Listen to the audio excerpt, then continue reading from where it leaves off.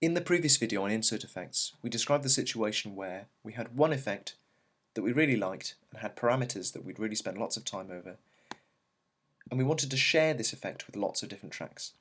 Now there was one really obvious way to do this, and that is to copy the effect from one track to another, particularly in the mixer where we can see all these channel strips at once. Now there are a number of downsides to doing this.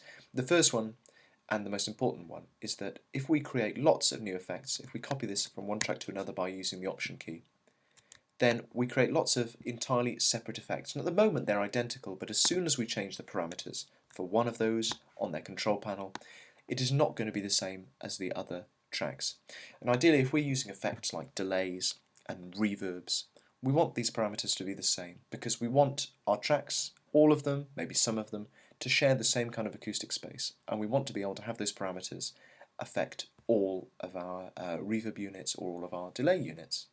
So it's not very appropriate. The other reason why this is not a good way to do things is that every time you have a new effect, it takes more computer resources. It literally takes the computer more time to compute all of those processes. It's going to slow us down, it's going to make it probably more prone to crashing or little pops, not run as well, create more latency, all these kinds of problems. So ideally, we don't want all these separate units. We want to create everything as streamlined and as sleek as possible. And the best way to do that, again, is to have one reverb unit, one delay unit, one insert effect that is being shared by lots of different tracks. So essentially what we want really is another track entirely. And on that dummy track, we're going to have an insert effect.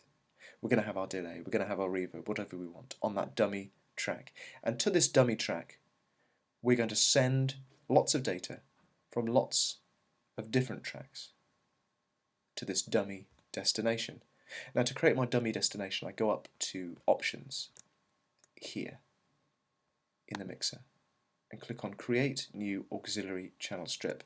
And auxiliary just means another or optional, but in this setting it's going to make this thing called an aux track, and it's made one here. You can see it, it's selected.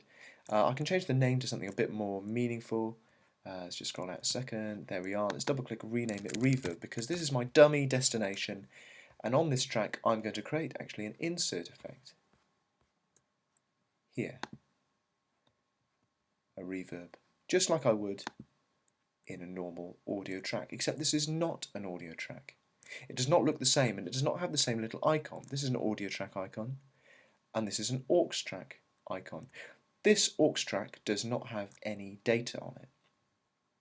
It doesn't have any sound, any MIDI, anything like that. It is a dummy destination that now includes my Platinum reverb. Now it doesn't have to just have one, it could have many effects. It could have even sends of its own, it could have EQs, it could have different panning information, it can include anything on this track that you would normally have on an audio track or a software instrument track, but crucially it doesn't have any of that data, it is just a dummy destination. Now we need a route from our tracks to our destination. So we've got our aux track and we've got our audio tracks, but we need some signal, we need some cable, we need some thing to connect these two together. And the thing that connects these two articles together is a bus. So on my reverb aux track, I'm going to change the input at the top. This is how I change my input. I control click it and I go, I want to have it running to this on bus, let's say 8. I'm going to choose 8 because I know it's not being used anywhere else, but you can choose any number, and there are lots and lots of numbers you can choose. They've all disappeared because I made a mistake. Control click, bus 8. And it's changed to B8, bus 8. Now this dummy destination is listening to, receiving signals on bus 8. So now all I need to do is send data to that destination via bus 8. So let's go back to here and click on send and choose bus.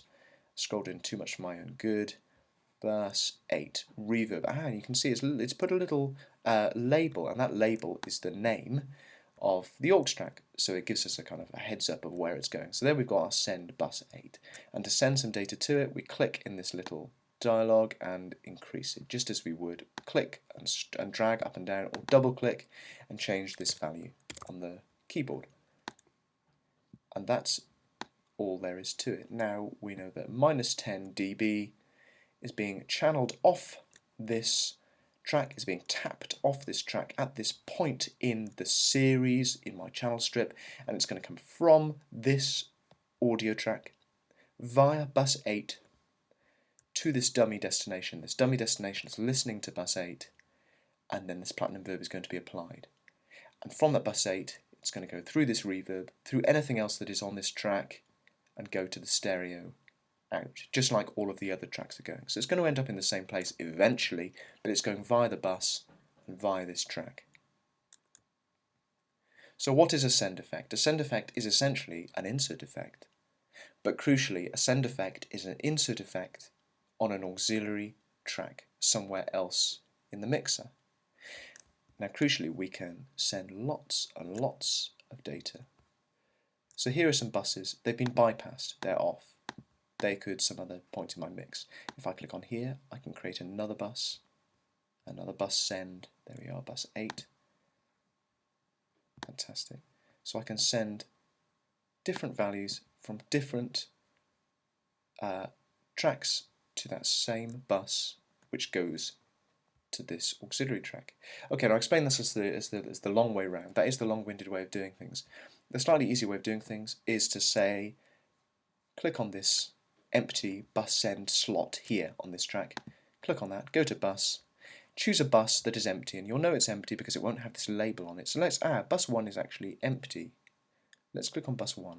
And what will happen is, after clicking on that bus 1, that hasn't been used before, it has created a new... Do you know what, it hasn't? Maybe bus 1 has been used already. No, it has created a new one. I missed it. It's created this new auxiliary 5 track. And I know this because it's got auxiliary 5 down the bottom, and at the top I can see that it's listening to bus 1. So by just clicking on that bus send and sending it to bus 1, logic has already gone automatically, bus 1 doesn't exist anymore, hasn't been used before, so I need to create a new auxiliary track and route it via this bus. So it's sort of done the middle stages for us.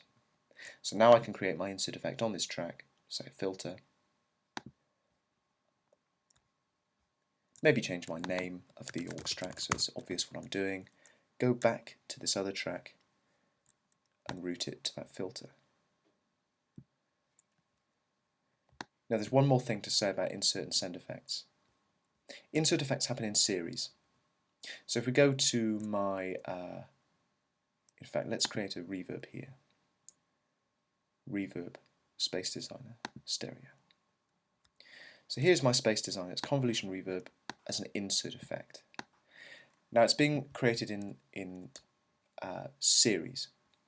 This channel strip is working as series, which means it comes from this input. It goes through the delay, through the compressor, to the Space Designer, through any sends, and then to the output. So I want, through this reverb, all of my dry signals. The dry signals are the original unaffected signals. I want all of my dry, because if there's 0, I'm not going to hear any of that original. I want all of the dry that I can possibly have. And this reverb level is very important. It's the amount of reverb that you're going to hear. So it's not going to be too high, it's not going to be too low, and I need to listen really carefully to decide what this level is going to be, because that's the wet mix. This is the dry mix, this is the wet mix, and I want the reverb to be perfect. Now, let's create another reverb, but this time it's not going to be as an insert effect. It's going to be as an insert effect on an aux track, which means that it's a send effect. Space Designer as a send effect on this aux track. This aux track is called reverb.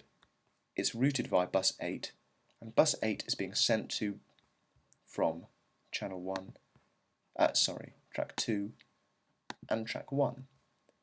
Let's go back to bus 8. Here's my Space Designer. Great. Now Logic has already done this for us automatically. On this track we don't want any dry signals, because our dry signals are already being routed to the output from the initial track. You don't need to hear any more of those dry signals coming through your effect by pushing this up all the way, because they already exist. This audio track is already going to send enough of these dry signals straight through that all I want from this send, all I want from this extra bit of routing via bus 8 to this aux track is the reverb. And in fact, I can push this reverb all the way up because the amount of reverb is not dependent on that slider, or rather it shouldn't be. The amount of reverb that I'm actually going to hear and the amount of signals that I'm going to route to that reverb in order to control how much reverb is actually happening is this control here in the mixer, which I think is one of the real strengths of Send Effects, that I don't have to dig in these control panels and find them and mess around with this fader all the time. I can just set this to max because it doesn't matter what is on that fader for reverb output. It's this Send Effect, it's this tap, it's this valve and this level that is coming from the send via the bus. The more I have, the more reverb will happen. Now I could demonstrate this all and for you to hear it, but there's no real point. I think it's better for you to play around with these. Watch this video again, look at the long way, see the short way for yourselves, and then listen to how all these different effects work. And that's how send and insert effects work in Logic. Easy.